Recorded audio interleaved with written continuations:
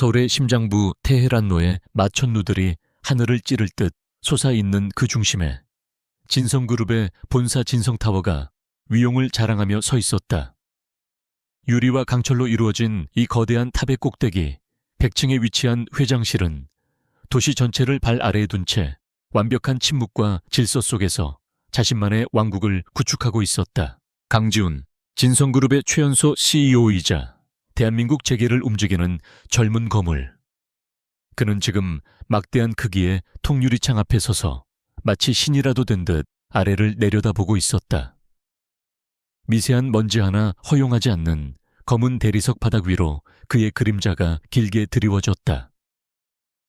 최고급 원단으로 제작된 맞춤형 다크 네이비 슈트는 그의 넓은 어깨와 단단한 체격을 완벽하게 감싸고 있었고, 흐트러짐 하나 없는 머리칼과 날카로운 턱선은 냉정하고 이지적인 그의 성격을 고스란히 드러냈다. 유럽 지부의 최종 보고서입니다. M&A 협상은 최종 단계에 접어들었으며 저희가 제시한 조건에 대해 긍정적인 신호가 오고 있습니다. 그의 등 뒤에서 김진우 비서가 한치의 오차도 없는 각도로 서류를 내밀며 보고했다. 지우는 돌아보지 않은 채 나직이 물었다. 긍정적인 신호라는 애매한 표현 말고 구체적인 사실을 말해. 이 사회 늙은이들을 만족시킬 만한 확실한 카드 말이야. 목소리는 낮고 차가웠지만 그 안에 담긴 무게감은 듣는 이를 압도했다. 김 비서는 잠시 숨을 고르고는 명료하게 답변했다. 경쟁사인 태강전자가 제시한 금액보다 5% 높은 인수가를 제안했으며 동시에 피인수 기업의 고용 승계를 3년간 보장하는 조건을 추가했습니다. 기술 유출 방지를 위한 보안 시스템 구축 비용 전액을 진성 측에서 부담한다는 조항도 포함시켰습니다. 상대 측 이사회는 이 부분을 가장 높이 평가하고 있습니다. 잘했어. 태강의 강태민 상무는 지금쯤 땅을 치고 있겠군. 지훈의 입가에 희미한 미소가 스쳐 지나갔다. 그 미소는 승리자의 여유였지만 그 어디에도 따스함은 없었다. 그에게 일은 전쟁이었고 승리는 당연한 결과일 뿐이었다. 감정의 소모는 사치였다. 그는 천천히 몸을 돌려 자신의 거대한 책상으로 향했다.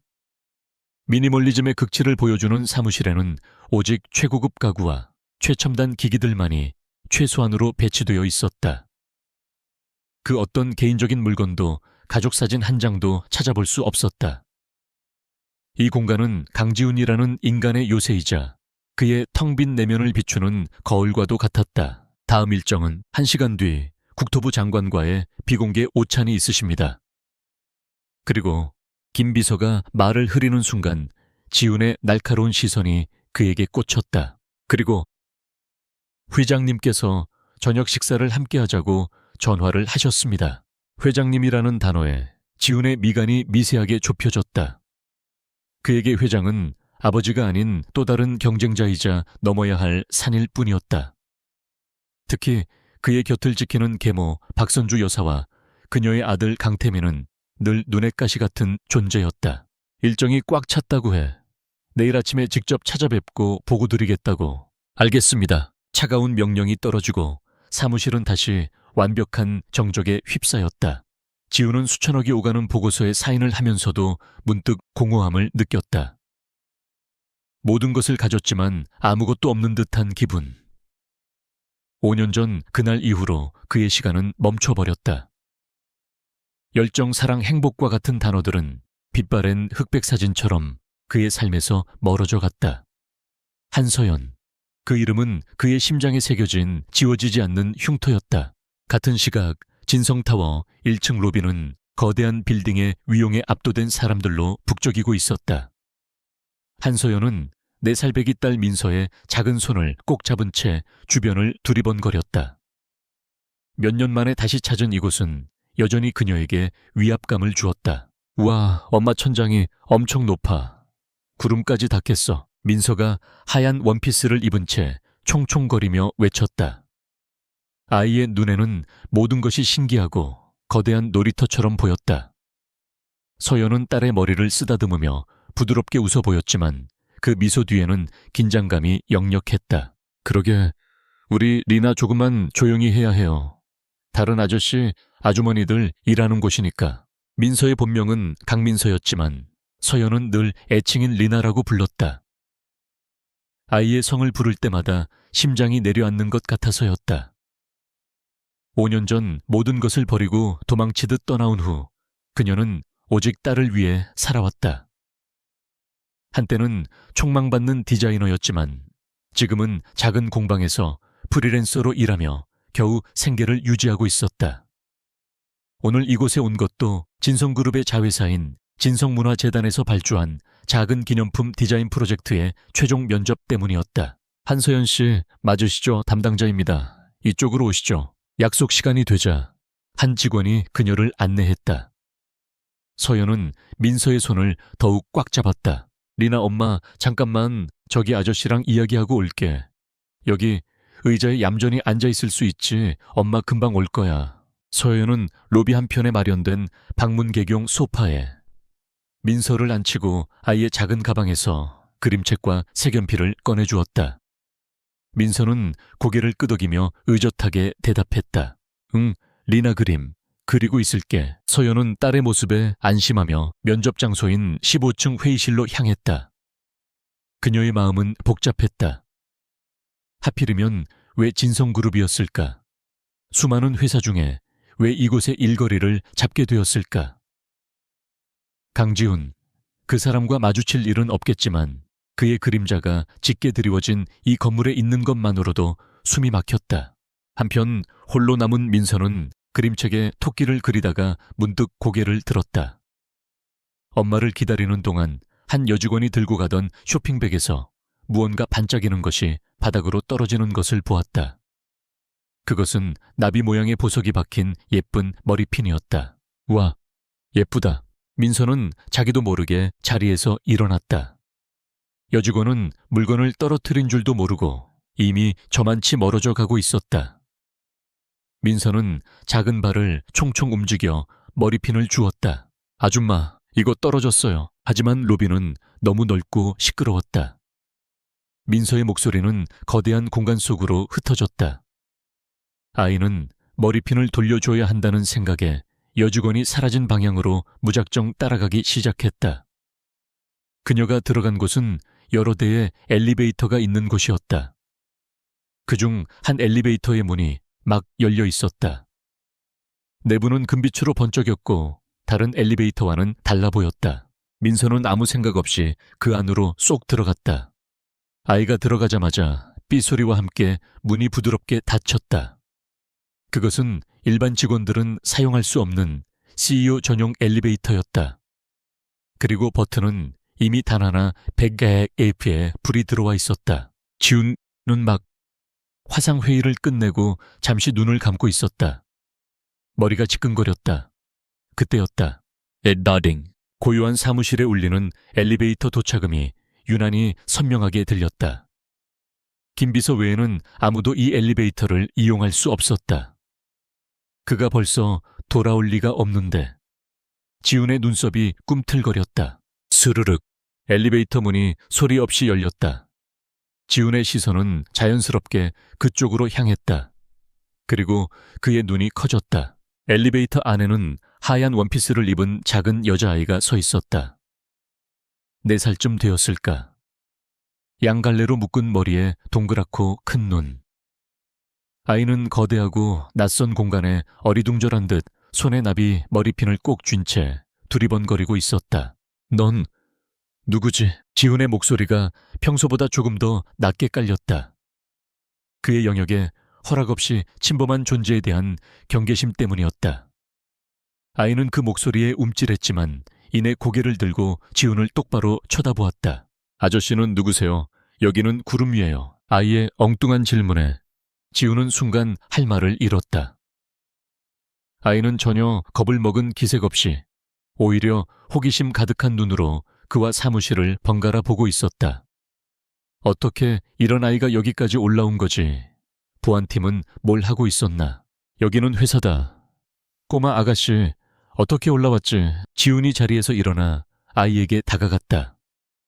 거대한 그림자가 다가오자 민서는 그제야 조금 무서워졌는지 뒷걸음질 쳤다. 나비 따라왔는데. 아이는 울먹이며 손에 쥔 머리핀을 내밀었다. 지우는 아이의 눈을 들여다보았다. 맑고 깊은 갈색 눈동자. 이상하게 낯설지가 않았다. 심장이 이유 없이 쿵하고 내려앉는 기분이었다. 누군가를 아주 많이 닮아 있었다. 바로 그 순간 사무실 바깥에서 다급한 목소리가 들려왔다. 저 정말 죄송합니다, 아이가 이쪽으로 들어온 것 같은데. 김 비서의 만류에도 불구하고 한 여자가 거의 울상이 되어 사무실 문을 열고 들어왔다. 리나야. 여자는 안으로 들어서자마자 아이를 발견하고 달려왔다. 그리고 아이를 품에 안고 나서야 방 안에 있는 또 다른 존재를 인식했다. 그녀는 천천히 고개를 들었다. 시간이 멈췄다. 한서연, 강지훈, 5년이라는 시간이 무색하게 두 사람의 시선이 허공에서 부딪혔다. 서연의 얼굴은 새하얗게 질려 있었다. 그녀가 상상할 수 있는 최악의 시나리오였다. 어떻게 왜 하필 이곳에서? 그녀의 눈동자가 세차게 흔들렸다. 지훈 역시 마찬가지였다. 그는 눈앞의 여자를 알아보는데 몇 초의 시간이 걸렸다. 5년 전 마지막으로 보았던 앳되고 생기 넘치던 모습은 아니었다. 삶의 고단함이 얼굴에 내려앉아 있었고 옷차림도 수수했다. 하지만 그 눈빛 오똑한 코 굳게 담은 입술은 분명 한서연이었다. 그가 그토록 증오하고 또 그리워했던 바로 그 여자. 엄마. 서연의 품에 안긴 민서가 고개를 들어 두 사람을 번갈아 쳐다보았다. 그 목소리에 서연은 정신을 차렸다. 그녀는 아이를 더욱 세게 끌어안고 본능적으로 지훈의 시선으로부터 아이를 가리려 했다. 죄송합니다. 정말 죄송합니다. 아이가 길을 잃어서 폐를 끼쳤습니다. 바로 나가보겠습니다.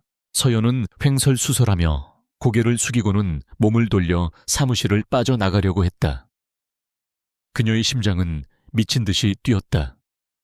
단 1초라도 더 이곳에 머물렀다가는 모든 것이 무너져 내릴 것 같았다. 잠깐! 지훈의 차가운 목소리가 그녀의 발목을 붙잡았다. 서연은 애써 외면하며 걸음을 옮기려 했지만 그의 목소리에 담긴 힘은 그녀를 그 자리에 얼어붙게 만들었다. 지훈은 천천히 그들에게 다가왔다. 그의 시선은 서연의 얼굴을 지나 그녀의 품에 안겨있는 작은 아이에게로 향했다.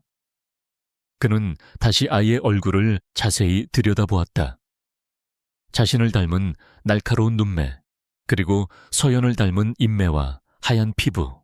아이, 이름이 뭐지? 심장이 철렁 내려앉는 질문이었다. 서연은 입술을 깨물었다. 절대로 이 아이의 존재를 그에게 알릴 수 없었다. 상관하실 바 아니라고 생각합니다. 다시 한번 죄송합니다, 대표님. 서연은 대표님이라는 단어에 힘을 주어 말하며 그와 자신 사이에 존재하는 거리를 명확히 했다.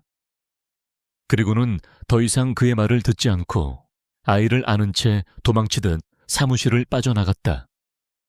쿵하고 문이 닫히고 거대한 사무실에는 다시 지훈 혼자 남았다. 그는 한동안 서연과 아이가 사라진 문 쪽을 멍하니 바라보았다. 머릿속이 터질 것처럼 복잡했다.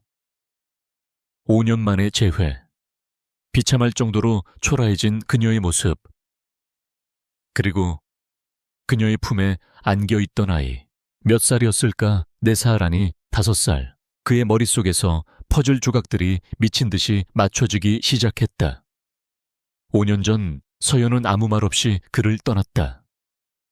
유학을 간다던 그녀의 편지 한 통이 전부였다.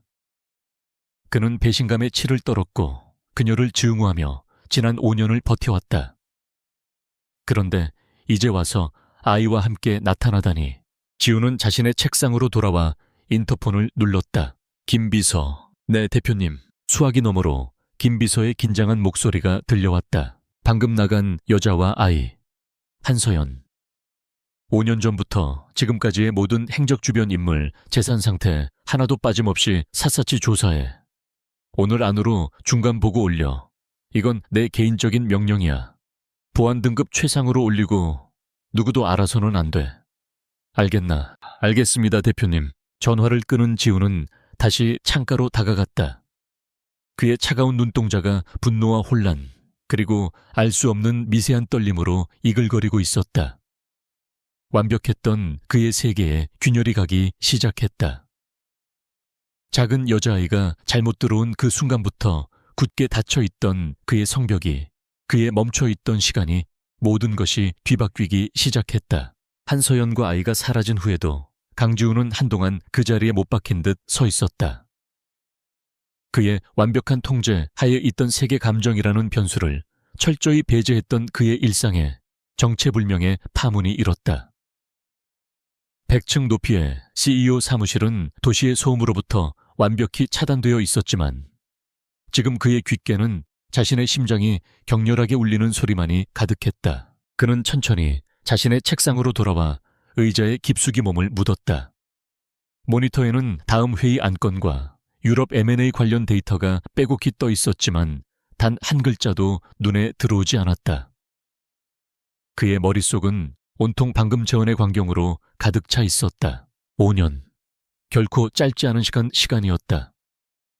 그 시간 동안 그는 한서연을 지우기 위해 모든 것을 걸었다. 일에 미친 듯이 매달렸고 술에 기댔으며 심지어 다른 여자들을 만나보기도 했다.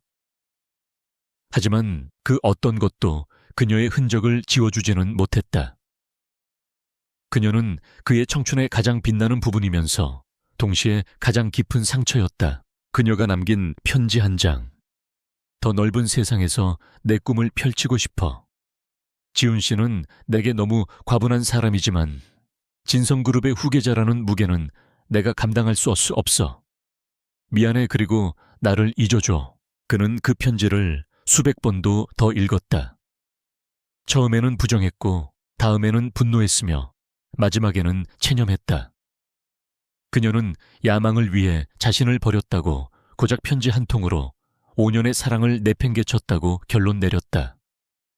그 배신감은 그의 심장을 얼어붙게 만들었고 지금의 냉혈한 강지훈을 만든 가장 큰 원동력이었다. 그런데 오늘 그녀가 나타났다. 초라한 행색 무언가에 쫓기는 듯한 불안한 눈빛. 그리고 그녀의 품에 안겨있던 아이. 지훈은 눈을 감았다. 아이의 얼굴이 눈앞에 선명하게 떠올랐다. 자신을 올려다보던 크고 맑은 눈동자. 자신을 닮은 듯 또 그녀를 닮은 듯한 얼굴. 심장이 다시 한번 거세게 요동쳤다. 설마 아닐 것이다. 만약 그렇다면 그녀가 왜 그는 거칠게 머리를 쓸어 넘겼다. 이성적으로 생각하려 애썼다. 그녀가 떠난 직후에 다른 남자를 만나 아이를 낳았을 수도 있다. 그래, 그게 가장 합리적인 추론이다. 하지만 왜 그의 직감은 계속해서 소리치고 있는 것일까? 그 아이가 바로 자신의 핏줄이라고. 똑똑! 김 비서가 조심스럽게 사무실 문을 열고 들어왔다.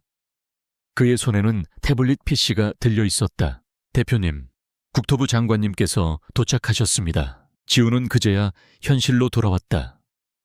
그는 잠시 흐트러졌던 표정을 순식간에 감추고 언제나의 냉철한 CEO의 얼굴로 돌아왔다. 알았어. 바로 나가지. 그가 자리에서 일어서는 순간 김 비서가 나직이 덧붙였다. 그리고 방금 지시하신 건에 대해 현재 저희 쪽 정보팀 최고 인력들이 움직이기 시작했습니다. 결과가 나오는 대로 즉시 보고드리겠습니다. 지훈은 아무 말 없이 고개만 한번 끄덕였다. 하지만 그의 눈빛은 그 어느 때보다도 날카롭게 빛나고 있었다. 진실이 무엇이든 그는 반드시 자신의 눈으로 확인해야만 했다. 한서연 그리고 그 아이. 두 사람의 존재는 이제 그의 삶 전체를 뒤흔드는 가장 거대한 변수가 되어버렸다.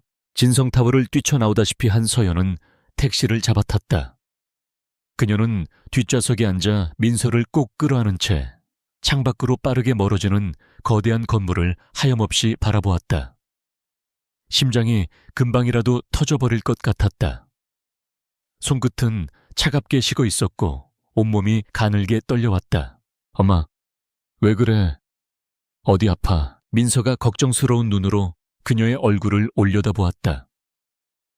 서연은 그제야 정신을 차리고 애써 미소를 지었다. 아니야, 우리 리나. 엄마 괜찮아. 그냥 조금 피곤해서 그래. 아까 그 아저씨 사무실 엄청 좋았어. 구름 위에 있는 집 같았어. 아저씨는 왕자님이야. 아이의 순진한 물음에 서연의 가슴이 철렁 내려앉았다. 왕자님. 한때 그녀에게도 그는 세상에 단 하나뿐인 왕자님이었다. 집으로 돌아오는 내내, 그리고 낡은 다세대 주택의 좁은 현관문을 열고 들어서는 순간까지도 서연은 제정신이 아니었다. 그녀는 민서의 외투를 벗기고 손을 씻기는 와중에도 몇 번이나 손을 헛디뎠다. 리나 엄마가 맛있는 간식 줄게. 방에 들어가서 잠깐만 놀고 있을래. 민서가 방으로 들어간 것을 확인한 서연은 결국 주방 식탁 의자에 주저앉고 말았다. 다리에 힘이 풀려 더는 서 있을 수가 없었다. 그녀는 두 손에 얼굴을 묻었다. 참으려고 했던 눈물이 봇물 터지듯 흘러내렸다. 두려웠다. 강지훈이 민서의 존재를 알아챌까봐, 그래서 민서를 빼앗아갈까봐 너무나도 두려웠다. 그는 그럴 힘이 충분한 사람이었다. 돈과 권력, 그가 가진 것들은 서연이 평생을 바쳐도 가질 수 없는 것들이었다. 5년 전 그의 계모 박선주가 자신을 얼마나 무참하게 짓밟았는지 생생하게 기억하고 있었다. 서연은 자리에서 일어나 낡은 장롱 깊숙한 곳에 숨겨두었던 작은 상자를 꺼냈다. 먼지가 쌓인 상자를 열자 그 안에는 빛바랜 사진 몇 장과 낡은 스케치북이 들어있었다. 사진 속에는 5년 전의 자신과 지훈이 환하게 웃고 있었다. 풋풋하고 세상 모든 것을 다 가진 듯 행복해 보이는 모습이었다. 한 장의 사진을 집어들자 기억의 파편들이 거대한 파도처럼 그녀를 덮쳐왔다. 5년 전 늦가을의 캠퍼스, 은행잎이 황금빛 카페처럼 깔린 길 위를 25의 한서연이 스케치북을 가슴에 안은 채 걸어가고 있었다. 그녀는 대한민국 최고의 명문 미술대학에서 가장 주목받는 디자인과 학생이었다. 반짝이는 아이디어와 누구보다 뛰어난 재능을 가졌지만 가난한 형편 때문에 늘 아르바이트를 전전해야 했다. 어이, 거기 디자인과 한서연. 그녀를 부른 것은 경영학과 최고의 스타 강지훈이었다. 그는 진성그룹의 후계자라는 사실을 굳이 드러내지 않아도 훤칠한 키와 수려한 외모, 그리고 특유의 자신감 넘치는 태도만으로도 늘 사람들의 시선을 사로잡았다. 네, 저요. 서연은 당황하며 그를 돌아보았다. 몇 번 마주친 적은 있었지만 말을 섞어본 것은 처음이었다. 그래도 지난번 학교 축제 때 네가 디자인한 부스 봤어. 감각 있던데. 우리 과에서 이번에 창업 경진대회를 나가는데 프레젠테이션이랑 제품 디자인 좀 도와줄 수 있나? 그것이 그들의 시작이었다. 처음에는 비즈니스적인 관계였다.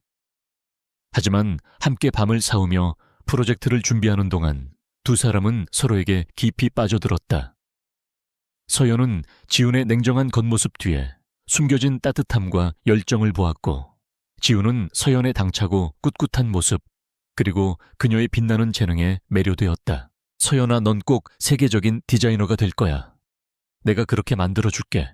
남산타워가 내려다 보이는 레스토랑에서 지훈은 그녀의 손을 잡고 그렇게 약속했다. 그의 눈빛은 세상 그 무엇보다 진실했다. 서연은 그 순간 세상의 모든 것을 다 가진 기분이었다. 가난도 불투명한 미래도 더는 두렵지 않았다. 그가 곁에 있었으니까. 그들의 사랑은 뜨거웠고 행복했다. 하지만 그 행복은 오래가지 못했다. 지훈의 졸업과 동시에 진성그룹의 후계자라는 현실이 그들의 사랑을 옥죄기 시작했다. 그리고 어느 날 서연은 낯선 번호로 걸려온 한 통의 전화를 받았다. 한서연 양 되시죠? 진성문화재단의 박선주 이사장입니다. 잠시 뵐 수 있을까요? 박선주. 강지훈의 계모이자 진성그룹의 실질적인 안주인. 서연은 불안한 마음을 안고 약속 장소인 최고급 호텔 스위트룸으로 향했다. 우아한 투피스 차림의 박선주는 처음부터 끝까지 부드러운 미소를 짓고 있었지만 그녀의 눈빛과 말 한마디 한마디는 날카로운 비수와도 같았다. 우리 지훈이 요즘 서연 양 때문에 그룹 일에 소홀한 것 같더군요. 진성그룹의 안주인이 되겠다는 그런 헛된 꿈이라도 꾸고 있는 건 아니겠죠. 그런 생각 해본 적 없습니다. 그렇다면 다행이네요. 사람은 분수를 알아야지. 서연양처럼 부모도 없이 어렵게 자란 아이가 넘볼 자리가 아니에요. 진성그룹은. 박선주의 말은 잔인했다. 그녀는 서연의 가장 아픈 부분을 정확히 후벼 팠다. 서연은 입술을 깨물며 모욕감을 참아냈다. 지훈 씨와 저는 서로 사랑하는 사이입니다. 사랑 어린애들, 장난 같은 감정으로 우리 지훈이의 미래를 망칠 셈인가요? 지훈이는 국내 최고 기업인 태상그룹의 딸과 혼사가 오가는 아이예요. 그게 진성그룹을 위한 길이고 지훈이를 위한 길이지. 박선주는 테이블 위로 서류 봉투 하나를 밀었다. 이 안에 5억 원이 들어있어요. 서연 양이 평생 만져보지도 못할 돈이겠죠. 그리고 프랑스 파리에 있는 유명 디자인 스쿨의 입학허 가서도 같이 들어있어요. 이 돈 받고 조용히 떠나세요. 지훈이 앞에서는 2번 다시 나타나지 않는 조건으로. 서연의 온몸이 부들부들 떨렸다. 이것은 제안이 아닌 협박이었다. 그녀의 사랑과 자존심이 돈과 권력 앞에 무참히 짓밟히는 순간이었다. 필요 없습니다. 저는 돈 때문에 지훈 씨를 만난 게 아니에요. 서연이 단호하게 거절하자 박선주의 표정이 싸늘하게 굳었다. 어리석긴. 좋게 말할 때 듣는 게 좋을 거예요. 만약 내 제안을 거절한다면 서연 양의 인생이 어떻게 망가지는지 똑똑히 보게 될 테니까. 이 바닥에서 디자이너로 발도 못 붙이게 하는 것쯤은 나에겐 아주 쉬운 일이거든. 어디 그뿐인 줄 알아. 우리 지훈이가 당신 때문에 후계자 자리에서 밀려나는 꼴 보고 싶나. 그 마지막 말이 서연의 심장에 비수처럼 꽂혔다. 자신의 존재가 그에게 짐이 될 수도 있다는 사실. 그것은 서연이 가장 두려워하는 것이었다. 그날 밤 서연은 뜬 눈으로 밤을 새웠다. 그리고 며칠 후 자신의 몸에 새로운 생명이 자라고 있다는 사실을 알게 되었다. 기쁨도 잠시, 절망이 그녀를 덮쳤다. 이 아이를 어떻게 해야 하나. 아이의 존재를 알리면 지우는 모든 것을 버리고 자신에게 달려올 것이다. 하지만 그랬다가는 그는 모든 것을 잃게 될 터였다. 결국 서연은 결심했다. 그를 위해, 그리고 뱃속의 아이를 위해 자신이 떠나는 것이 맞다고. 그녀는 눈물을 흘리며 박선주가 시키는 대로 편지를 썼다. 그리고 박선주가 건넨 돈은 단 한 푼도 받지 않은 채 지훈에게는 아무 말도 없이 조용히 사라졌다.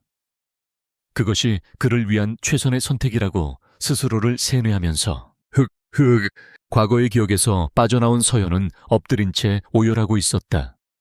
지난 5년의 세월이 주마등처럼 스쳐 지나갔다.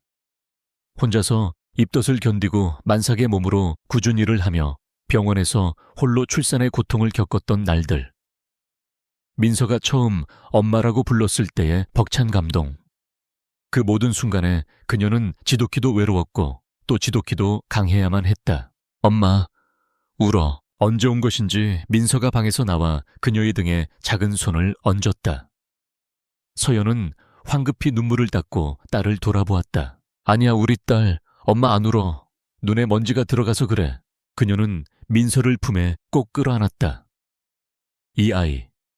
자신의 전부이자 삶의 이유. 지훈을 닮은 눈과 자신을 닮은 미소를 가진 세상에서 가장 소중한 보물. 그를 다시 만난 이상 이곳에 더는 머물 수 없을지도 모른다. 박선주가 자신들의 존재를 알게 된다면 5년 전보다 더 끔찍한 일이 벌어질 수도 있다. 서연의 눈빛이 단단하게 굳어졌다. 도망쳐야 해. 다시 한번. 민서를 위해서라면 어디든 갈 수 있어. 그녀는 자신의 나약한 마음을 다잡았다. 5년 전에는 사랑 때문에 도망쳤지만 이제는 자식을 지키기 위해 싸워야 했다. 강지훈이 그리고 진성그룹이 자신들의 삶에 다시 개입하도록 내버려 둘 수는 없었다. 그녀는 결코 민서를 빼앗기지 않을 것이다. 절대로. 그날 밤 강지훈은 집으로 돌아가지 않았다. 100층의 사무실은 도시의 야경을 품은 채 섬처럼 떠 있었고 그는 그 안에서 홀로 밤을 지새웠다.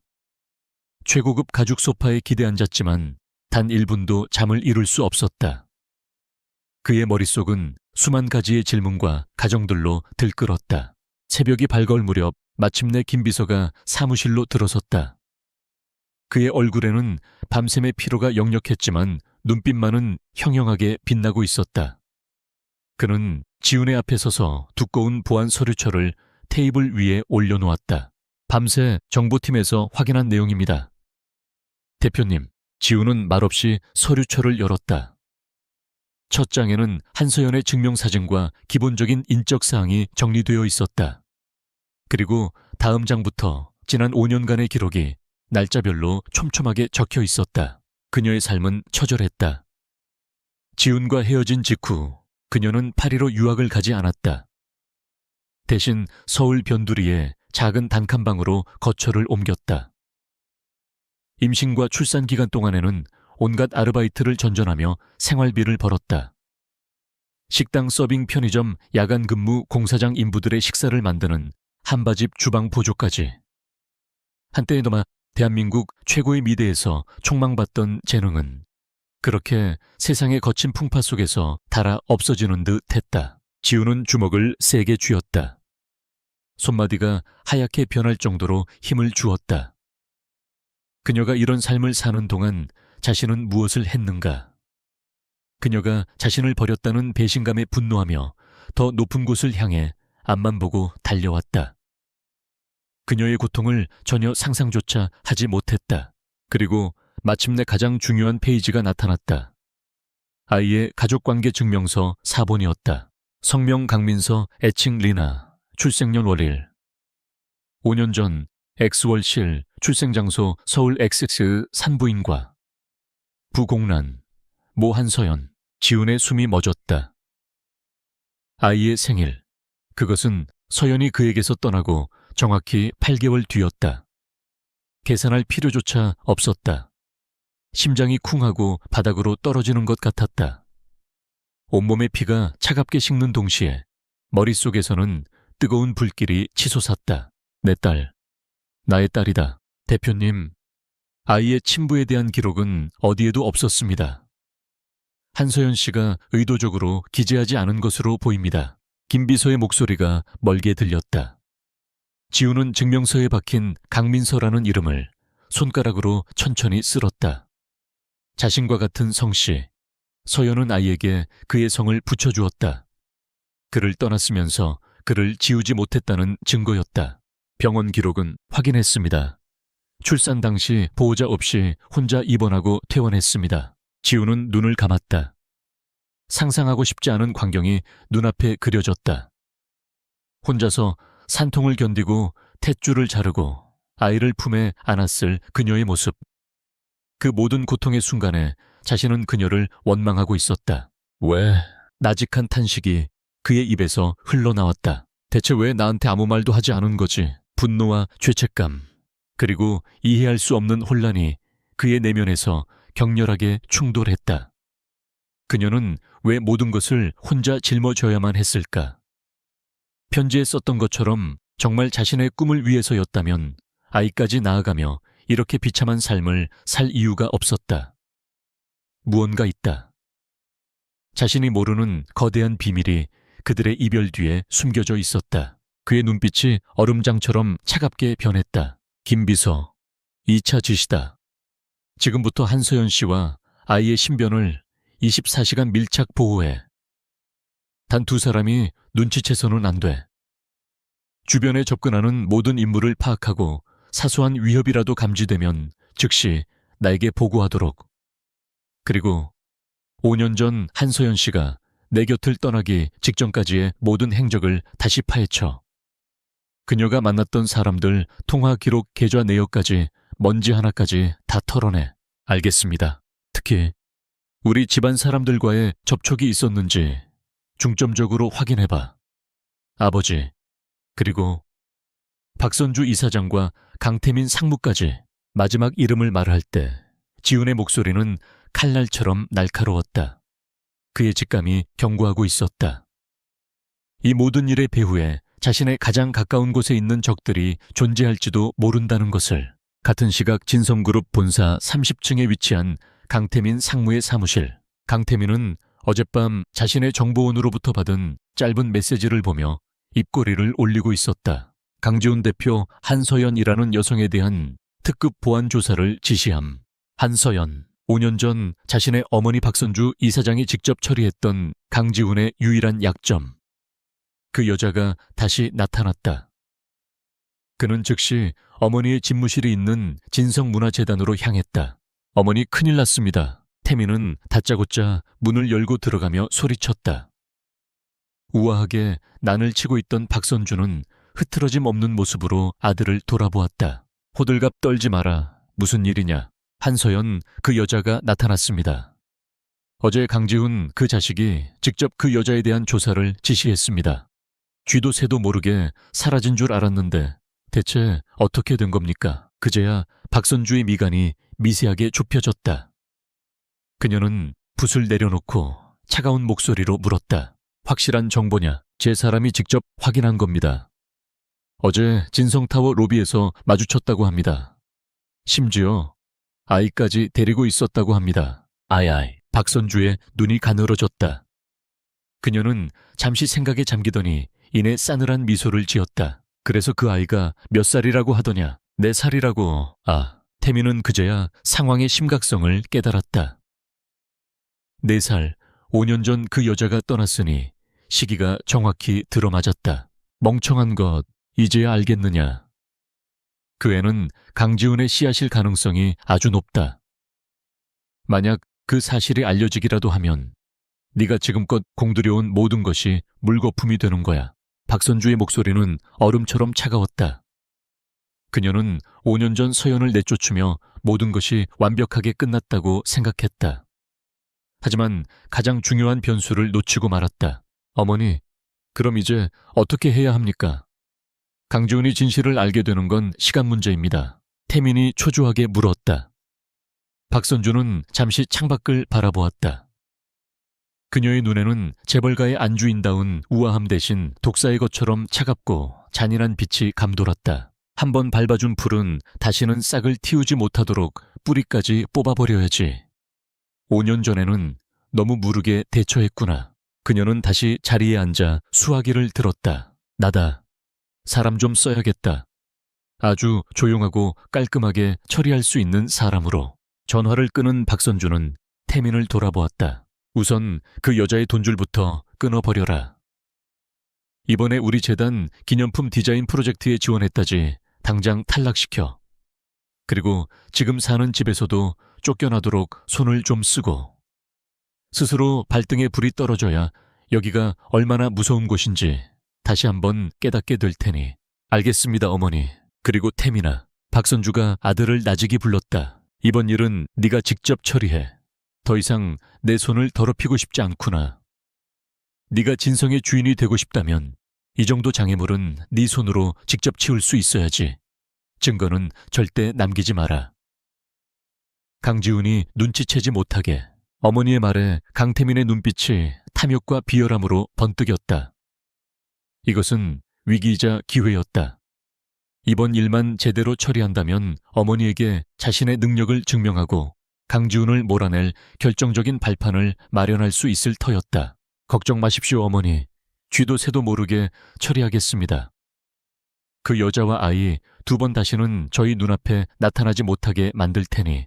모자의 잔인한 계획이 세워지는 동안 서연과 민서는 자신들에게 드리워진 검은 그림자를 전혀 알지 못한 채 평범한 아침을 맞이하고 있었다. 서연은 밤새 뜬 눈으로 고민했다. 그리고 아침이 되자 결심을 굳혔다. 떠나야 한다. 최대한 빨리, 최대한 멀리. 그녀는 컴퓨터를 켜고 지방 도시들의 일자리와 월세방을 알아보기 시작했다. 가진 돈은 얼마 없었다. 우선 급한 대로 예전에 쓰던 전문가용 태블릿과 디자인 관련 서적들을 중고 거래 사이트에 내놓았다. 헐값이지만 당장의 차비와 초기 정착금은 마련할 수 있을 터였다. 괜찮아. 어디서든 다시 시작할 수 있어. 우리 리나만 곁에 있다면. 그녀는 스스로를 다독이며 짐을 싸기 시작했다. 그때 휴대폰이 울렸다. 진성문화재단 담당자의 번호였다. 서연은 혹시나 하는 마음에 가슴을 졸이며 전화를 받았다.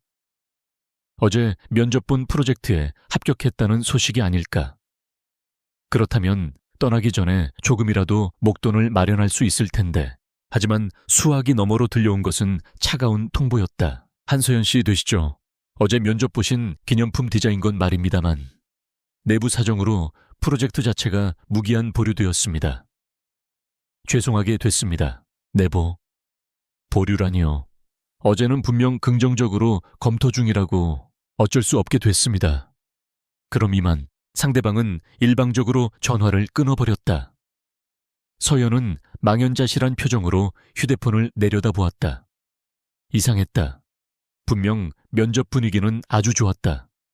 그녀의 포트폴리오를 보고 다들 감탄했었다. 그런데 하루아침에 프로젝트가 보류라니 단순한 우연일까 아니면 불길한 예감이 그녀의 심장을 옥죄었다. 설상가상으로 오후에는 집주인에게서 연락이 왔다. 한 선생님, 나 집주인이요.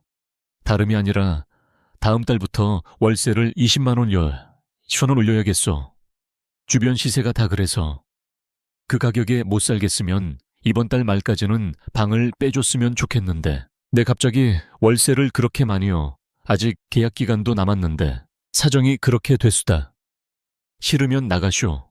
들어오겠다는 사람은 줄을 섰으니까. 집주인 역시 막무가내였다. 서연은 전화를 끊고 그 자리에 주저앉았다. 모든 것이 마치 약속이라도 한 듯 그녀를 벼랑 끝으로 내몰고 있었다. 이것은 우연이 아니었다. 누군가 보이지 않는 곳에서 자신의 삶을 뒤흔들고 있었다. 강지훈, 아니 그는 이런 유치한 방법을 쓸 사람이 아니다. 그렇다면 박선주, 그 이름이 떠오르자 서연의 온몸에 소름이 돋았다. 5년 전의 악몽이 되살아나는 듯했다. 그들이 자신의 존재를 알아차린 것이다. 그리고 다시 한번 자신을 세상 끝으로 내몰기 시작한 것이다. 두려움이 온몸을 잠식했다. 그녀는 민서가 그림을 그리고 있는 방을 물끄러미 바라보았다. 저 아이를 어떻게 지켜야 할까? 도망칠 곳도 기댈 곳도 없었다. 사방이 굳게 닫힌 벽으로 둘러싸인 기분이었다. 그녀는 자신도 모르게 휴대폰을 들어 강지훈의 이름을 검색했다. 화면 가득 그의 사진과 기사들이 쏟아져 나왔다. 냉철한 표정의 CEO. 그에게 연락해서 모든 것을 말하고 도움을 청할까 하지만 그 순간 박선주의 목소리가 환청처럼 귓가에 맴돌았다. 내가 우리 지훈이의 미래를 망칠 셈이야. 서연은 고개를 세차게 흔들었다. 안 돼. 그럴 순 없어. 그를 다시 이 지옥 같은 일에 끌어들일 수는 없었다.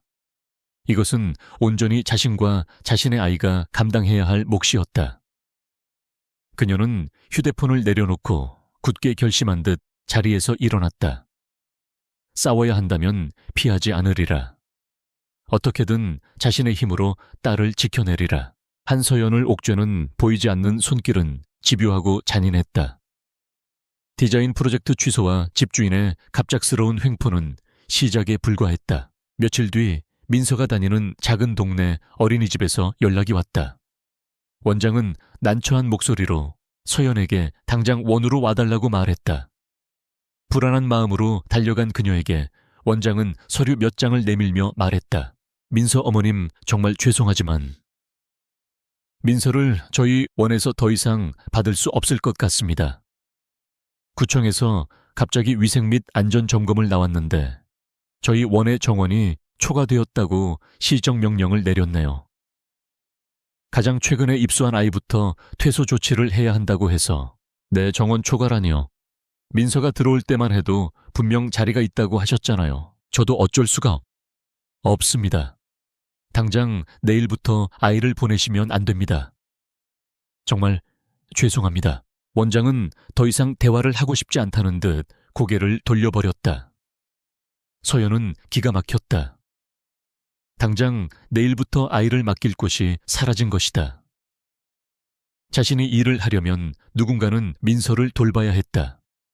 이것은 단순히 아이의 보육 문제를 넘어 그녀의 생계 자체를 위협하는 공격이었다. 엎친 데 덮친 격으로 중고 사이트에 팔려고 내놓았던 그녀의 장비와 책들이 아무런 이유 없이 신고를 당해 게시글이 삭제되는 일까지 벌어졌다. 누군가 악의적으로 그녀의 모든 돈줄을 끊어버리려 하고 있었다. 밤이 되자 서연은 잠든 민서의 얼굴을 보며 뜬 눈으로 밤을 지새웠다. 두려움이 목까지 차올랐다. 이 도시는 너무나도 거대하고 차가웠고 그녀와 아이는 그 속에서 기댈 곳 하나 없는 작은 돛담배 같았다. 박선주와 강태민. 그들의 힘은 상상 이상이었다. 그들은 그녀를 말려 죽일 작정이었다. 포기해야 할까? 다 내려놓고 그들이 원하는 대로 무릎 꿇어야 할까? 나약한 생각이 그녀의 머릿속을 파고들었다. 하지만 그때 잠결의 민서가 그녀의 품을 파고들며 웅얼거렸다. 엄마, 사랑해. 그 작은 속삭임 하나가 서연에 무너져 내리던 세상을 다시 일으켜 세웠다. 그녀는 아이를 꼭 껴안았다. 눈물이 흘렀지만 이번에는 절망의 눈물이 아니었다. 결의의 눈물이었다. 아니, 나는 엄마야. 절대로 여기서 무너질 수 없어. 그녀는 날이 밝는 대로 당장 다른 어린이집을 알아보고 어떻게든 일거리를 구하기 위해 인맥을 총동원해볼 작정이었다. 밑바닥까지 떨어져도 그녀는 다시 일어설 터였다. 하지만 그녀가 모르는 사이에 거대한 보호막이 그녀의 주변을 감싸기 시작하고 있었다. 진성타워 100층 CEO 사무실. 강지우는 김 비서로부터 실시간으로 보고를 받고 있었다. 그의 표정은 그 어느 때보다도 차갑게 굳어 있었다. 어린이집이라고 고작 4살짜리 아이가 다니는 곳까지 손을 썼단 말인가. 지훈의 목소리에는 살기마저 감돌았다. 강태민, 그리고 그 뒤에 있는 박선주. 그들이 인간으로서 넘지 말아야 할 선을 넘고 있었다. 네, 대표님. 저희 쪽에서 확인한 결과 해당 어린이집 원장의 계좌로 어제 강태민 상무의 비서 명의로 된 법인에서 발전기금 명목의 돈이 입금된 것을 확인했습니다. 쓰레기 같은 놈. 지우는 짧게 욕설을 내뱉었다. 그는 더 이상 지켜보고만 있지 않기로 결심했다. 이것은 조용한 체스게임이 아니었다. 자신의 딸이 관련된 전쟁이었다. 김 비서, 네 대표님, 지금부터 내 지시를 정확하게 이행해. 한치의 오차도 있어선 안 돼. 지훈의 눈이 번뜩였다.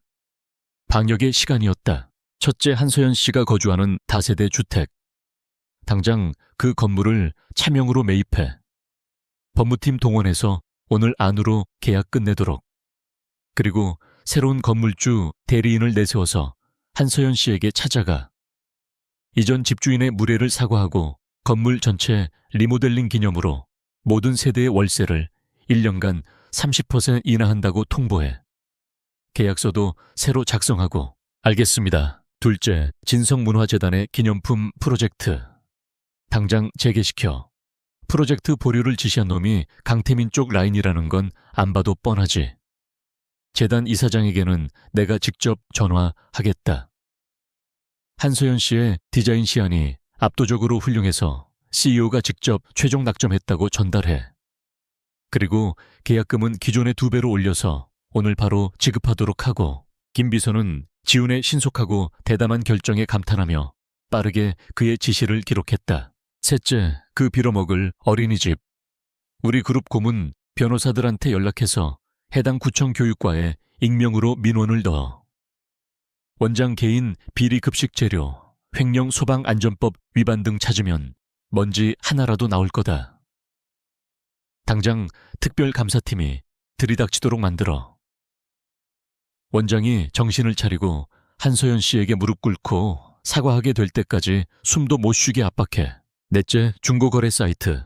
우리 쪽 사이버 보안팀 시켜서 누가 허위 신고를 했는지 IP 추적해. 강태민 상무의 흔적이 나오면 조용히 증거만 확보해둬. 아직은 때가 아니니. 지훈의 명령은 쉴 새 없이 이어졌다. 그의 머릿속에서는 이미 모든 상황에 대한 시뮬레이션이 끝나 있었다. 강태민이 놓은 유치한 덫들을 그는 거대한 힘으로 부수는 대신 더 정교하고 우아한 방식으로 해체하고 있었다. 상대가 눈치채지 못하게 하지만 가장 뼈아프게. 마지막으로 지우는 잠시 말을 멈추고 창밖을 바라보았다. 내가 이 모든 일을 하고 있다는 걸 한서연 씨가 절대로 알아서는 안 돼. 그녀는 지금 나를 경계하고 있을 테니 이건 그녀를 위한 최소한의 배려다. 그의 목소리에는 아주 희미한 그러나 분명한 아픔이 묻어 있었다. 그날 오후부터 서연의 주변에서 기적 같은 일들이 일어나기 시작했다. 오전까지만 해도 당장 방을 빼라며 으름장을 놓던 집주인이 오후가 되자 새로운 건물주가 나타났다며 꼬리를 내렸다. 자신을 새로운 건물 관리인이라고 소개한 젊은 남자는 정중하게 그녀에게 사과하며 이전 집주인이 무리한 요구를 했다며 대신 용서를 구했다. 심지어 월세를 대폭 깎아주고 2년짜리 새로운 계약서를 내밀었다. 애요한이 벙벙한 것도 잠시 이번에는 진성문화재단에서 다시 전화가 걸려왔다. 프로젝트가 재개되었으며 그녀의 시안이 최종 당선작으로 선정되었다는 소식이었다. 담당자는 내부 커뮤니케이션에 착오가 있었다며 연신 사과했고 몇 시간 뒤 그녀의 통장에는 상상했던 것보다 훨씬 큰 금액의 계약금이 입금되었다. 그리고 가장 놀라운 일은 어린이집에서 일어났다. 저녁 무렵 어린이집 원장에게서 거의 울먹이는 목소리로 전화가 걸려왔다. 어머님, 정말 죄송합니다. 제가 착각했습니다. 민서는 계속 우리 원에 다녀도 됩니다. 아니, 다녀야만 합니다. 제가 모든 책임을 지겠습니다. 이 모든 일이 단 하루 만에 일어났다. 서연은 혼란스러웠다. 천국과 지옥을 오간 기분이었다. 이것은 단순한 행운이 아니었다. 누군가가 보이지 않는 거대한 힘이 자신을 돕고 있었다. 하지만 누구일까 강지훈 그녀는 고개를 저었다. 만약 그였다면 이렇게 조용히 뒤에서 움직일 리가 없었다. 그의 성격상 당장 자신 앞에 나타나 모든 것을 설명하고 상황을 주도하려 했을 것이다. 그렇다면 대체 누구란 말인가? 그녀는 알 수 없는 이 상황이 오히려 더 큰 불안감으로 다가왔다. 미지의 보호자는 언제든 미지의 공격자로 변할 수 있는 존재였으니까. 한편 자신의 계획이 모두 수포로 돌아갔다는 사실을 알게 된 강태민은 분노에 휩싸였다. 대체 어떻게 된 거야? 누가 내 일에 회방을 놓는 거지? 그는 비서에게 소리를 질렀다. 하지만 그 역시 이 모든 일의 배후에 누가 있는지 짐작조차 하지 못했다. 그가 보기에 강지훈은 여전히 한서연이 자신을 배신했다고 믿고 있을 터였다. 그는 이 모든 것이 재수없는 우연의 일치라고 치부하며 다음 계획을 세우기 시작했다. 더 대담하고 더 확실한 방법으로. 며칠 뒤 진성그룹 창립기념일 행사가 열렸다. 그룹의 모든 임원과 주요 인사들이 모이는 중요한 자리였다. 지우는 행사의 주최자로서 수많은 사람들과 인사를 나누고 있었다. 그때 강태민이 와인잔을 들고 그에게 다가왔다. 형님 오늘 멋지십니다. 역시 그룹의 얼굴답습니다. 태민은 특유의 가식적인 미소를 지으며 말했다. 지우는 무표정한 얼굴로 그를 돌아보았다. 너야말로 요즘 바빠 보이는구나. 여기저기 쓸데없는 일에 힘쓰느라 피곤해 보여. 지훈의 말에는 가시가 돋쳐 있었다. 태민은 순간 표정이 굳었지만 이내 다시 미소를 지었다. 하하, 그룹의 발전을 위해서라면 밤낮 없이 뛰어야죠. 형님이야말로 너무 지난 일에 발목 잡혀 계신 건 아닙니까? 5년 전 그 여자처럼 버릴 것은 과감하게 버려야 더 높은 곳으로 갈 수 있는 법인데 말입니다. 태민은 그 여자라는 단어에 힘을 주며 의도적으로 지훈을 떠보았다. 지훈의 눈빛이 순간 차갑게 가라앉았다. 하지만 그는 조금도 동요하지 않고 오히려 태민의 잔에 자신의 잔을 가볍게 부딪혔다. 충고 고맙다 태민아. 그런데 나는 버리는 것보다 내 것을 되찾아오는 걸 더 잘해서 말이야. 누가 감히 내 것을 탐내고 망가뜨렸는지 그 뿌리까지 뽑아서 대가를 치르게 하는 게 내 방식이거든. 알아들었으면 가서 네 일이나 열심히 해. 지우는 그 말을 남기고 차갑게 돌아섰다. 그의 등 뒤로 강태민의 얼굴이 분노와 굴욕감으로 일그러졌다. 그는 방금 전 지훈의 말이 단순한 경고가 아님을 직감했다.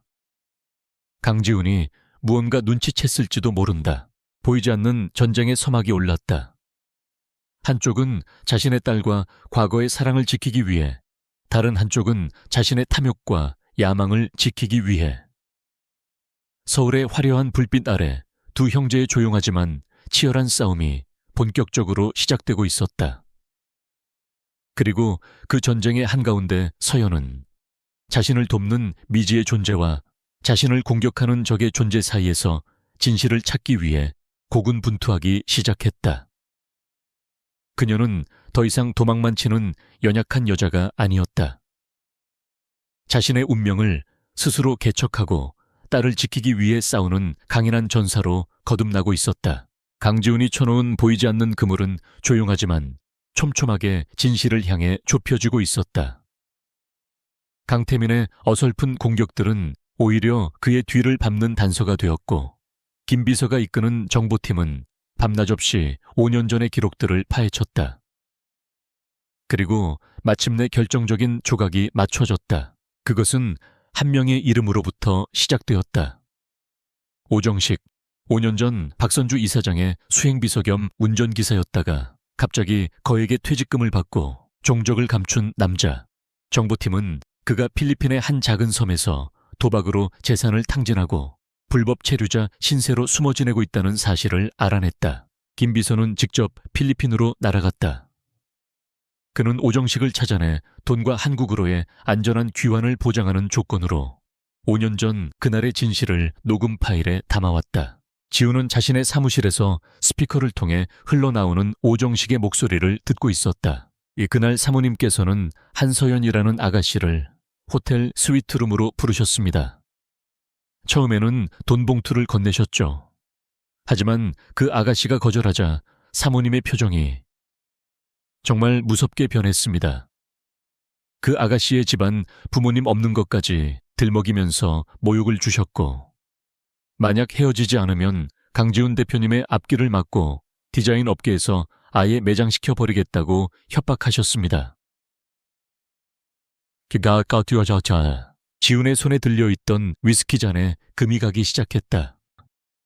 그리고 며칠 뒤 사모님께서 저에게 편지 한 통을 주시면서 이걸 한서연 아가씨가 쓴 것처럼 강 대표님께 전달하라고 시키셨습니다.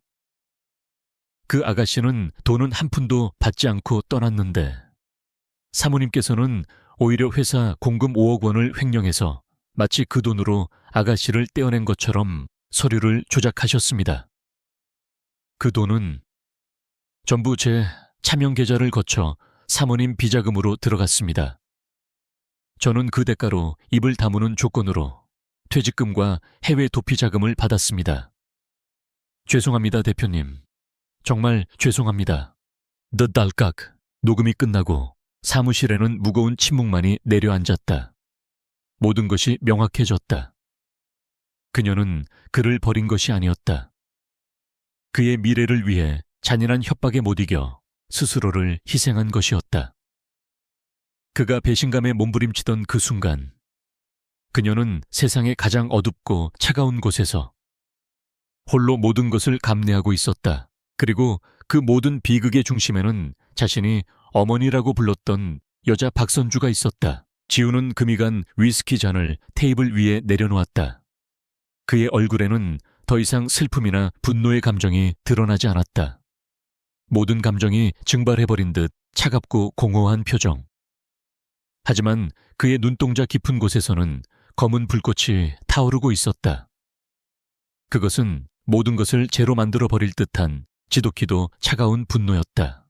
그동안 그녀를 오해했던 자신에 대한 혐오감 핏줄이라는 이름으로 이 모든 것을 방관했을 아버지에 대한 경멸, 그리고 박선주와 강태민에 대한 사리에 가까운 증오가 그의 내면에서 소용돌이쳤다. 김비서, 네 대표님, 지금까지 확보한 강태민 상무의 배임 횡령 증거 자료들, 그리고 박선주 이사장이 재단을 통해 비자금을 조성한 내역까지 전부 정리해 증인으로 내세울 오정식의 신병도 확실하게 확보하고. 알겠습니다. 그럼 바로 법적 절차를 준비할까요? 아니, 지우는 자리에서 일어났다. 그는 통유리창 앞에 서서 서울의 야경을 내려다보았다. 수많은 불빛들이 발밑에서 반짝였지만 그 어떤 것도 그의 얼어붙은 마음을 녹이지 못했다. 법의 심판은 너무 관대해. 그들이 저지른 짓에 비하면 나는 그들이 가장 소중하게 생각하는 것, 그들이 평생을 바쳐 지키려고 했던 것들을 모두 내 손으로 빼앗을 거다. 가장 화려한 무대 위에서 가장 비참한 모습으로 끌어내려야지. 그의 목소리는 강철처럼 차갑고 단단했다. 복수의 계획은 이미 그의 머릿속에서 완벽하게 그려지고 있었다. 하지만 그 전에 반드시 해야 할 일이 있었다. 그 전에 한서연 씨를 만나야겠다. 내가 직접. 서호연은 며칠째 혼란스러운 나날을 보내고 있었다. 자신을 옥죄던 위협들이 거짓말처럼 사라지고 오히려 좋은 일들만 연이어 일어났다. 그녀는 진성문화재단의 프로젝트에 온전히 집중할 수 있었고 그녀의 디자인은 담당자들로부터 극찬을 받았다. 하지만 마음 한구석의 불안감은 사라지지 않았다. 이 알 수 없는 호의의 출처를 알 수 없었기 때문이다. 그러던 어느 날 진성문화재단의 담당자로부터 연락이 왔다. 한서연 디자이너님, 최종 시안에 대해 드릴 말씀이 있으니 잠시 재단으로 나와주실 수 있겠습니까? 저희 재단의 총괄 책임자께서 직접 뵙고 싶어 하십니다. 총괄 책임자. 서연은 누군지 알 수 없었지만 일 때문에 부르는 것이니 거절할 수 없었다. 그녀는 민서를 잠시 이웃집에 맡기고 무거운 발걸음으로 다시 진성타워를 향했다. 약속 장소는 재단 사무실이 아닌 타워 상층부에 위치한 프라이빗 아트 갤러리였다. 조용한 음악이 흐르는 갤러리 안에는 아름다운 그림들이 걸려 있었고 한쪽 벽면 전체는 통유리로 되어 있어 서울의 정영이 한눈에 들어왔다. 서연이 갤러리 안으로 들어서자 창가를 등지고 서 있던 한 남자가 천천히 돌아섰다. 강지훈이었다. 서연의 심장이 쿵 하고 내려앉았다. 온몸이 그 자리에 얼어붙는 것 같았다. 총괄 책임자가 그였다니. 이것은 함정이었다. 그녀는 본능적으로 뒷걸음질쳐 문으로 향했다. 도망가지 마. 그의 목소리가 그녀를 붙잡았다. 평소의 냉정함은 찾아볼 수 없는 어딘가 지치고 아픔이 묻어나는 목소리였다. 제발 5분만. 아니 1분이라도 좋으니까 내 얘기 좀 들어줘. 서연은 그의 간절한 눈빛에 차마 발걸음을 뗄 수 없었다. 그녀는 경계심을 풀지 않은 채 그와 최대한 거리를 두고 멈춰 섰다. 지우는 천천히 그녀에게 다가왔다. 그리고 그는 아무런 말 없이 테이블 위에 작은 녹음기와 서류철 하나를 올려놓았다. 이걸 먼저 들어봐 줬으면 좋겠어. 서연은 의심스러운 눈으로 그를 바라보았지만 그는 그저 재생 버튼을 누르라는 듯 고갯짓만 할 뿐이었다. 서연은 잠시 망설이다가 떨리는 손으로 녹음기에 재생 버튼을 눌렀다. 갤러리 안으로 오정식의 목소리가 울려 퍼지기 시작했다. 5년 전 그날의 진실. 박선주의 잔인한 협박과 모욕, 위조된 편지, 횡령과 조작, 모든 비밀이 남김없이 폭로되었다. 서연의 얼굴이 새하얗게 질려갔다. 그녀는 두 손으로 입을 막은 채 부들부들 떨었다. 잊었다고 생각했던 그날의 악몽이 상처가 굴욕감이 온몸을 다시 덮쳐왔다. 눈물이 쉴 새 없이 뺨을 타고 흘러내렸다. 녹음이 끝나고 지우는 서류철을 열어 그녀 앞에 내밀었다. 그 안에는 박선주가 횡령한 5억 원의 자금 흐름과 최근 강태민이 그녀를 괴롭히기 위해 사주했던 모든 증거들이 담겨 있었다. 이제 알겠어. 지훈이 힘겹게 입을 열었다. 나는 아무것도 몰랐어. 네가 얼마나 아팠을지, 얼마나 힘들었을지 상상조차 하지 못했어. 나는 바보같이 너를 원망하고 미워하면서 5년을 보냈어. 그는 서연의 앞에 다가와 그녀의 눈을 바라보았다. 그의 눈동자가 절망과 후회, 그리고 끝없는 미안함으로 흔들리고 있었다. 미안하다 서연아. 그는 마침내 그 말을 내뱉었다. 정말 미안해. 지켜주지 못해서 미안하고 믿어주지 못해서 미안하고 너 혼자 그 모든 고통을 겪게 해서 정말 미안하다. 그의 진심 어린 사과에 서연이 억눌러왔던 모든 감정이 폭발했다. 그녀는 그 자리에 주저앉아 아이처럼 목 놓아 울기 시작했다. 지난 5년간 혼자서 견뎌야 했던 모든 서러움과 아픔이 눈물이 되어 쏟아져 나왔다. 지우는 차마 그녀에게 다가가지 못하고 그저 주먹을 쥔 채 고통스러운 표정으로 그녀의 울음을 지켜볼 뿐이었다. 한참을 울던 서연이 겨우 울음을 그치고 그를 올려다보았다. 그녀의 눈은 퉁퉁 부어 있었지만 그 안에는 원망 대신 깊은 슬픔이 자리하고 있었다. 왜 이제 와서 이걸 나한테 알려주는 거야? 복수할 거니까. 지훈이 단호하게 말했다. 너와 내 인생을 망가뜨린 사람들, 그리고 우리 아이의 존재를 위협하는 그 사람들. 내 모든 걸 걸어서 그들을 지옥으로 끌어내릴 거야. 그걸 위해서 너의 허락이 필요해, 서연아. 그는 그녀의 앞에 무릎을 꿇었다. 세상의 정점에 서 있는 오만한 CEO 강지훈이 한 여자 앞에서 모든 자존심을 버리고 무릎을 꿇었다. 내가 다시 네 옆에 서도 될까? 너와 우리 민서를 내가 지켜도 될까? 아버지로서 그리고 너의 남자로서 내가 모든 걸 되돌릴 수 있는 기회를 한 번만 주겠니? 서연은 그의 말에 아무런 대답도 할 수 없었다. 너무나도 큰 진실이 한꺼번에 몰아닥쳐 머릿속이 하얗게 비어버린 것 같았다. 지난 며칠간 자신을 돕던 보이지 않는 손이 바로 그였다는 사실도 이제야 깨달았다. 그녀는 천천히 자리에서 일어났다. 그리고 아무 말 없이 그가 건넨 증거 자료들을 품에 안았다. 생각할 시간이 필요해. 그녀는 그 한마디를 남기고 갤러리를 빠져나갔다. 홀로 남은 지우는 그녀가 사라진 문을 한참 동안 바라보았다. 그는 그녀가 자신을 바로 용서하지 않으리라는 것을 알고 있었다. 5년의 상처는 그리 쉽게 아물 수 있는 것이 아니었다. 하지만 그는 포기하지 않을 것이다. 그는 이제 모든 진실을 알았다. 그리고 무엇을 위해 싸워야 하는지도. 그의 차가웠던 심장이 5년 만에 다시 뛰기 시작했다. 딸을 위해, 그리고 그가 유일하게 사랑했던 여자를 위해. 그의 진짜 전쟁은 이제부터 시작이었다. 한서연에게 모든 진실을 고백한 다음 날, 진성그룹의 모든 이사들에게 강지훈 대표의 이름으로 긴급 이사회 소집 통보가 전달되었다. 안건은 그룹 지배구조 개선 및 미래 경영권에 관한 중대 사안. 모호하지만 무게감 있는 안건의 내용에 이사진들은 술렁이기 시작했다. 이 소식을 전해 들은 박선주와 강태민은 회심의 미소를 지었다. 어머니, 드디어 강지훈이 제 발로 무덤을 팠습니다. 미래 경영권이라니 분명 최근 벌어진 이상한 일들에 대해 해명하려다 자충수를 두려는 게 틀림없습니다. 이번 기회에 이사진들 앞에서 녀석의 무능함과 독단적인 경영 방식을 걸고 넘어져 회의만을 발휘해야 합니다. 강태민이 흥분한 목소리로 말했다. 박선주 역시 고개를 끄덕였다. 그녀는 강지훈이 한서연과 접촉했다는 사실은 꿈에도 모른 채 이번 이사회가 아들 태민을 전면에 내세울 절호의 기회라고 판단했다. 그녀는 자신이 수년간 공들여 포섭해온 이사들에게 연락을 돌리며 물밑 작업을 시작했다. 이사회 당일 진성타워 35층에 위치한 대형 회의실에는 팽팽한 긴장감이 감돌았다. 그룹의 원로 이사들부터 각 계열사 사장단까지 진성그룹을 움직이는 핵심 인물들이 모두 한자리에 모였다. 상석에는 그룹의 총수인 강만수 회장이 무거운 표정으로 앉아 있었고, 그의 옆에는 우아한 미소를 띤 박선주 이사장이 자리를 지켰다.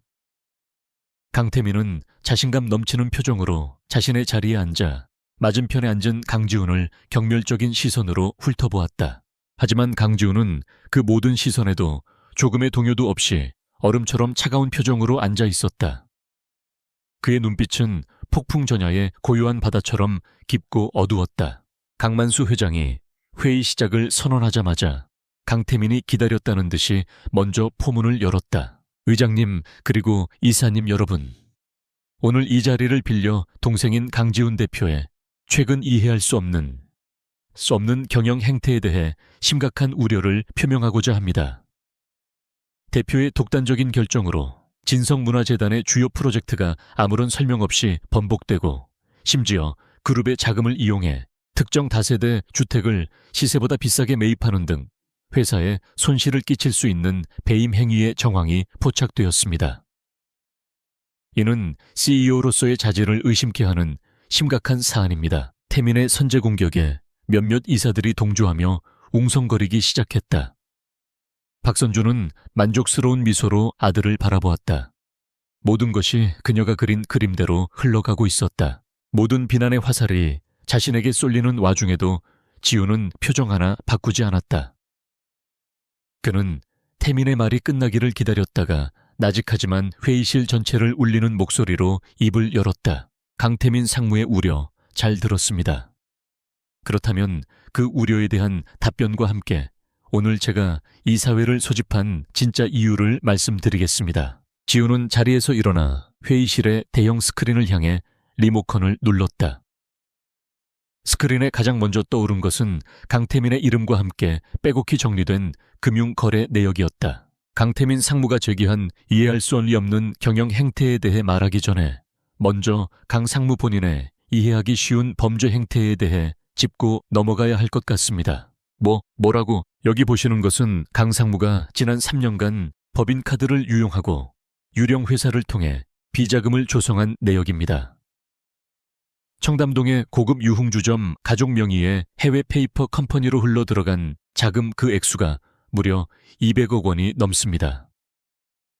이것이 강 상무가 말하는 그룹의 발전을 위한 길이었습니까? 회의실은 순식간에 찬물을 끼얹은 듯 조용해졌다. 이사들의 경악한 시선이 일제히 태민에게로 향했다. 태민의 얼굴은 새하얗게 질려 있었다. 거짓말이야. 전부 조작된 자료다. 조작인지 아닌지는 곧 도착할 검찰이 판단해 주겠죠. 지우는 태연하게 다음 화면으로 넘겼다. 이번에는 태민이 경쟁사 임원과 은밀하게 만나는 모습이 담긴 사진과 이메일 내역이 나타났다. 뿐만 아니라 그룹의 차세대 반도체 기술을 경쟁사에 유출하려 한 정황도 포착되었습니다. 제가 추진하던 M&A 협상 정보를 흘려 회사를 위기에 빠뜨리려 한 것은 덤이고요. 이 모든 것은 그룹의 후계자가 되고 싶은 욕심에 눈이 멀어 회사를 팔아넘기려 한 명백한 배임 행위입니다. 아니다, 나는 그런 적 없어. 태민이 발악하듯 소리쳤지만 명백한 증거 앞에서 그의 외침은 공허하게 울릴 뿐이었다. 지훈의 시선은 이제 충격에 휩싸인 강만수 회장을 지나 박선주에게로 향했다. 박선주는 애써 평정을 유지하려 했지만 미세하게 떨리는 손끝은 감추지 못했다. 물론 강태민 상무 혼자서 이런 엄청난 일을 저질렀다고는 생각하지 않습니다. 그 뒤에는 아주 훌륭한 조력자이자 이 모든 비극을 설계한 주범이 따로 있었으니까요. 스크린의 화면이 다시 바뀌었다. 이번에 나타난 것은 진성문화재단의 회계장부와 함께 오정식이라는 이름의 계좌로 거액이 송금된 내역이었다. 박선주 이사장님, 5년 전 재단 공금 5억 원을 횡령해 이사장님의 전 수행비서였던 오정식 씨의 차명 계좌를 통해 비자금으로 빼돌린 사실 기억하십니까? 그 순간 박선주의 평정심이 완전히 무너져 내렸다. 그녀는 자리에서 벌떡 일어났다. 네가 지금 무슨 말을 하는 거냐? 감히 나를 모함해. 모함이라. 그렇다면 이 사람의 목소리도 모함인지 한번 들어보시죠. 지훈이 리모컨을 누르자 회의실의 최고급 스피커를 통해 오정식의 목소리가 울려 퍼지기 시작했다. 5년 전 그날 호텔 스위트룸에서 벌어졌던 잔인한 협박과 위조된 편지, 그리고 돈으로 진실을 덮으려 했던 모든 추악한 진실이 모든 이사들의 귀에 똑똑히 박혔다. 저 여자는 내 아들을 위해서 그런... 박선주가 미친 사람처럼 중얼거렸다. 강만수 회장은 충격과 배신감에 휩싸인 얼굴로 아내를 바라보았다. 그는 자신의 아내가 아들의 인생을 송두리째 망가뜨린 악마였다는 사실을 믿을 수가 없었다. 이사들은 경악을 금치 못했다. 재벌가의 추잡한 막장 드라마가 바로 자신들의 눈앞에서 펼쳐지고 있었다. 모든 증거가 공개되고 박선주와 강태민이 더 이상 아무런 변명도 하지 못한 채 무너져 내렸을 때 지우는 마침내 마지막 카드를 꺼내들었다. 이들이 이렇게까지 하면서 숨기려 했던 진실이 무엇인지 아십니까? 단순히 제게서 후계자 자리를 빼앗기 위해서가 아니었습니다. 바로 제 딸의 존재를 영원히 지워버리기 위해서였습니다. 딸이라고 강만수 회장이 거의 신음소리를 내뱉으며 물었다. 회의실의 모든 시선이 다시 지훈에게로 쏠렸다. 지훈은 스크린에 마지막 자료를 띄웠다. 그것은 국립과학수사연구원의 공식 DNA 검사 결과 보고서였다. 친자 확인 검사 결과 강지훈과 강민선은 부녀 관계가 성립될 확률 99.999%. 5년 전 박선주 이사장이 내쫓았던 한서연 씨가 바로 제 딸 민서의 어머니입니다. 이들은 한 여자의 인생을 짓밟고 제 핏줄을 세상에 없는 존재로 만들려 했습니다. 이것은 단순한 경영권 다툼이나 비자금 조성을 넘어선 반인륜적인 범죄입니다. 지훈의 선언에 회의실은 그야말로 아수라장이 되었다. 이사들은 충격에 입을 다물지 못했다. 박선주와 강태민은 이제 모든 것이 끝났다는 절망감에 그 자리에 주저앉았다. 바로 그 순간이었다.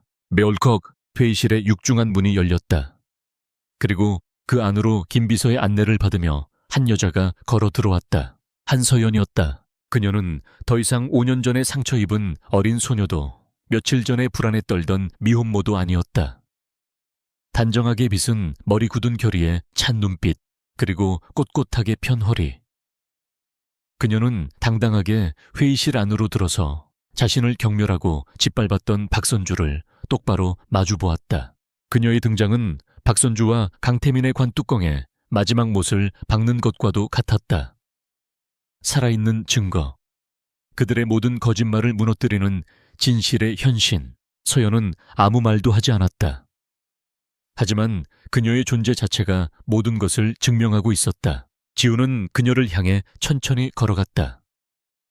그리고 모든 이사들과 자신의 아버지, 그리고 무너져 내린 적들의 앞에서 그는 서연의 손을 굳게 잡았다. 그것은 단순한 위로나 보호의 손길이 아니었다. 이제부터 이 여자는 내가 지킬 사람이자 내 아이의 어머니이며 진성그룹의 미래를 함께할 동반자라는 세상에서 가장 강력하고 엄숙한 선언이었다.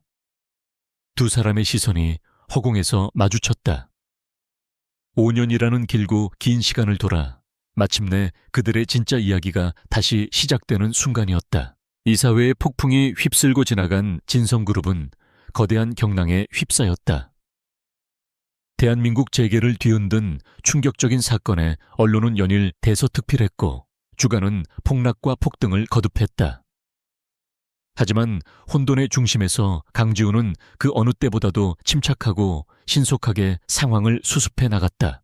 박선주와 강태민은 이사회 직후 대기하고 있던 법무팀과 보안팀에 의해 그룹 내 모든 직위에서 즉시 해제되었다.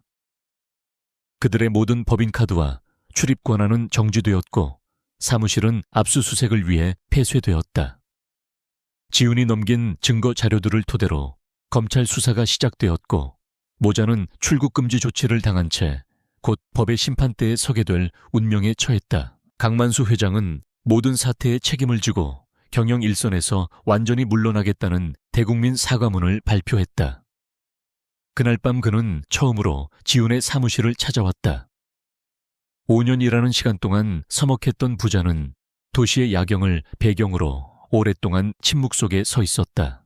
미안하다. 평생 남에게 고개 숙여본 적 없는 노 회장의 입에서 나온 힘겨운 사과였다. 아비로서, 남편으로서, 그리고 회장으로서 나는 모든 것에 실패했다. 내 어미를 지키지 못했고 너를 믿지 못했으며 내 집안이 썩어가는 것조차 알지 못했다. 지훈은 아무런 대답도 하지 않았다. 원망도 동정도 아니었다. 그저 아버지를 한 인간으로서 무너져 내린 거인으로서 바라볼 뿐이었다.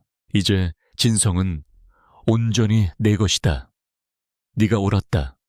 나보다 훨씬 더 강하고 현명한 아들이야. 부디 그 아이와 서연 양에게 좋은 아비, 좋은 남자가 되어주어라. 내가 해주지 못했던 만큼. 강 회장은 그 말을 남기고 쓸쓸한 뒷모습으로 사무실을 떠났다. 지훈은 아버지가 사라진 문을 한참 동안 바라보았다. 길고 길었던 아버지와의 전쟁이 그렇게 끝이 났다. 이제 그는 진정한 의미에서 진성그룹의 유일한 주인이 되었다. 하지만 그의 마음을 채운 것은 승리감이나 권력욕이 아니었다.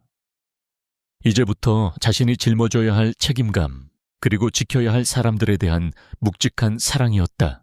몇 달의 시간이 흘렀다. 강지훈의 리더십 아래 진성그룹은 빠르게 안정을 되찾았다. 그는 자신에게 반대했던 세력을 숙청하는 대신 능력 있는 인재들을 중용하고 투명한 경영 시스템을 도입하여 이사진과 직원들의 신뢰를 얻었다. 사람들은 그의 냉철함 속에 숨겨진 따뜻함과 인간적인 면모를 발견하기 시작했다. 그 변화의 중심에는 한서연과 민서가 있었다. 지우는 가장 먼저 박선주가 사유화했던 진성문화재단을 대대적으로 개혁했다. 그리고 재단의 첫 번째 공식 프로젝트로 신진 디자이너들을 발굴하고 지원하는 한서연 프로젝트를 출범시켰다. 그는 서연에게 재단의 명예 이사직을 제안했다. 처음 서연은 거절했다. 자신은 그럴 자격이 없다고, 사람들의 시선이 두렵다고 했다. 하지만 지우는 그녀를 설득했다. 이건 동정이나 보상이 아니야. 너의 재능에 대한 나의 투자지. 너는 5년의 시간 동안 경력이 단절된 게 아니야. 세상의 가장 낮은 곳에서 가장 치열하게 삶을 디자인해 온 거잖아. 그 경험이 너를 더 위대한 디자이너로 만들 거라고 나는 믿어. 무엇보다 우리 민서가 세상의 편견에 맞서 다시 일어서는 엄마의 모습을 자랑스러워했으면 좋겠어. 그 말에 서연은 마침내 용기를 냈다. 그녀는 다시 스케치북을 펼치고 펜을 잡았다. 그녀의 디자인은 예전보다 더 깊어지고 따뜻해졌다. 삶의 희로애락이 담긴 그녀의 작품들은 많은 사람들에게 감동을 주었고, 그녀는 디자이너로서 화려하게 재기에 성공했다. 하지만 그들이 진짜 가족이 되어가는 과정은 일처럼 빠르고 순탄하지만은 않았다. 5년이라는 상처의 꼴은 생각보다 깊었다. 지우는 매일 저녁 아무리 바빠도 서연과 민서가 사는 작은 집으로 퇴근했다. 하지만 처음 며칠 동안 그는 어색함에 어쩔 줄을 몰랐다. 수조 원의 계약을 진두지휘하던 CEO는 딸아이와 어떻게 놀아줘야 할지 몰라 쩔쩔맸다.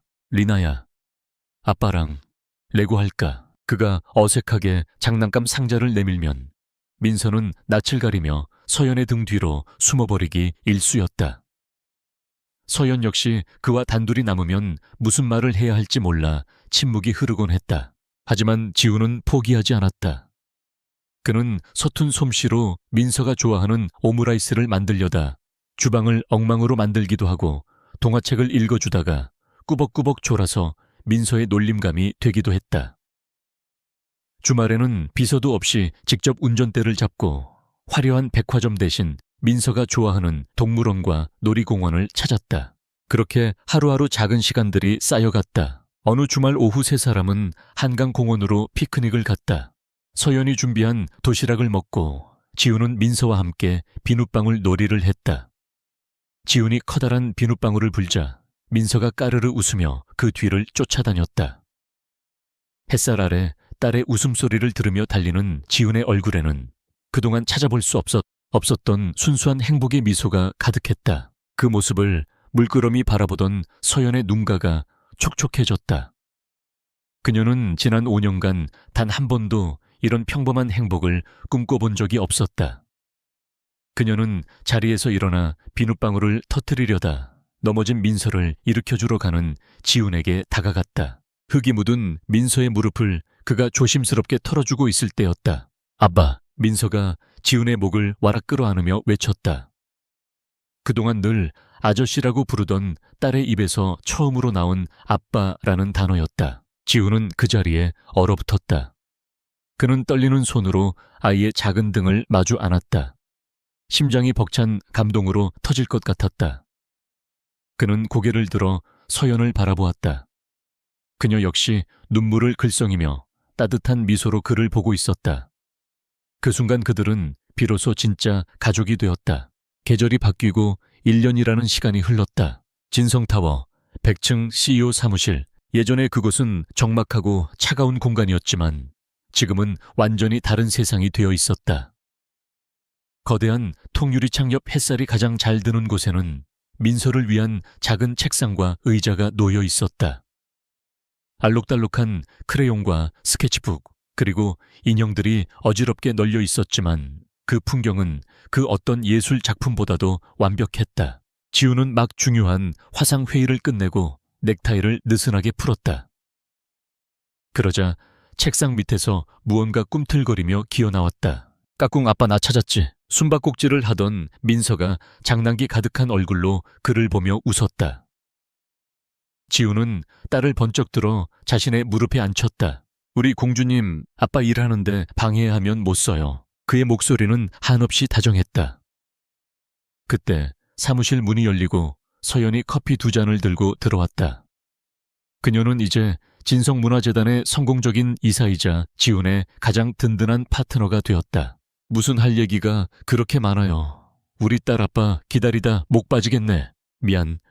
곧 끝났어. 오늘 저녁은 뭐 먹을까? 민서가 좋아하는 파스타 해줄까? 지훈이 민서의 코를 간지리며 묻자 민서가 신이 나서 외쳤다. 좋아, 아빠가 해주는 토마토 파스타. 서연은 그런 두 사람의 모습을 사랑스럽게 바라보다가 지훈의 옆에 다가와 그의 어깨에 머리를 기댔다. 지훈은 남은 한 팔로 자연스럽게 그녀의 어깨를 감쌌다. 세 사람은 함께 통유리창 너머로 물들어가는 서울의 노을을 바라보았다. 지훈은 자신의 품에 안긴 세상에서 가장 소중한 두 사람의 온기를 느끼며 문득 5년 전 이 자리에서 홀로 서서 도시를 내려다보던 자신을 떠올렸다. 모든 것을 가졌지만 아무것도 없었던 남자. 세상의 꼭대기에 서 있었지만 가장 외로웠던 영혼. 4살배기 작은 소녀가 잘못 찾아온 그날 이후 모든 것이 뒤바뀌었다. 그의 텅 비었던 성은 따뜻한 보금자리가 되었고 멈춰있던 그의 시간은 다시 흐르기 시작했다. 그는 더 이상 복수를 꿈꾸지 않았다. 증오는 사랑으로 치유되었고 상처는 행복으로 아물었다. 그는 이제 진정한 의미에서 세상의 모든 것을 가진 남자가 되어 있었다. 사랑해 서연아. 나도 사랑해 지훈씨. 품에 안긴 민서가 두 사람을 번갈아 보더니 고사리 같은 손으로 아빠와 엄마의 얼굴을 꼭 감싸 안았다. 리나도 사랑해. 사무실 가득 세 사람의 행복한 웃음소리가 울려 퍼졌다. 그것은 그 어떤 비즈니스 성공 소식보다도 지훈의 심장을 가득 채우는 가장 완벽한 소리였다.